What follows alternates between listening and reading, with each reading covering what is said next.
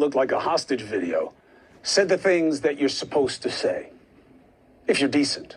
He told the rioters, whom yesterday he told he loved after they broke into the Capitol, that those who broke the law will pay.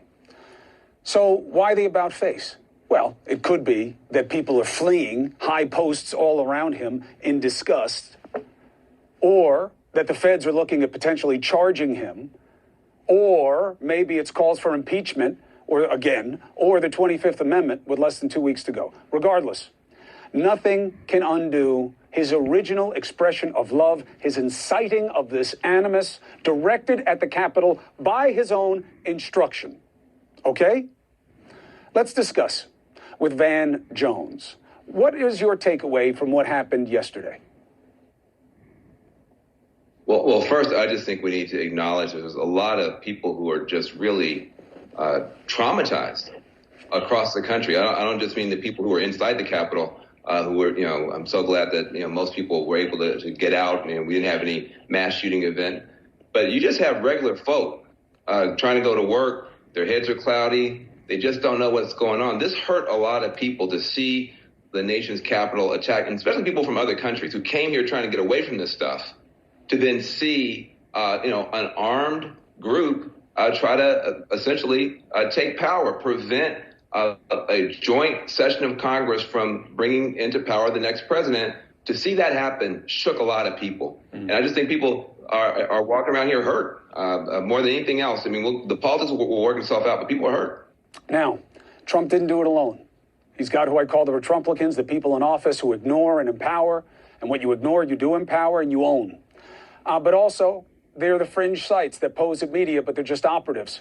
And I wasn't surprised that they didn't miss a beat in saying, well, this is no different than what BLM does. What was surprising to me was how many people of color came out to me and said, imagine if this were brown people. Imagine if these were black people, how they would have been treated. And we know what the answer is in all likelihood. No disrespect to law enforcement, but just based on what we've seen, there would have been a degree of harshness that is frightening to think about. Or am I wrong? No, you're 100% right. And you've now taught a whole generation a very, very tough lesson, because you have young people, especially young people of color. But don't forget, most young people now, even if they're white, they got friends who are kids of color. We got the most diverse generation in the history of the world coming up behind us now. And they have seen African Americans literally murdered, killed, shot down on their cell phones over and over again because they resisted arrest. They didn't follow this order. They were told to do something, and then they got killed. And then to see, 10,000 mostly white people pushing past cops. Some of these cops seem to be happy taking selfies with people, escorting people in and out, and none of them followed anybody's rules or instructions, and nobody got shot. So apparently police can de-escalate. Apparently police can figure out ways to deal with situations without shooting people, and yet it's not done on a normal basis for people. So it is in fact the case that when Black Lives Matter came this summer to D.C., they had military out there. It looked like ninja squads and all kind of stuff for a peaceful protest, and then nobody for this. There needs to be an investigation. And there's a concern that I have.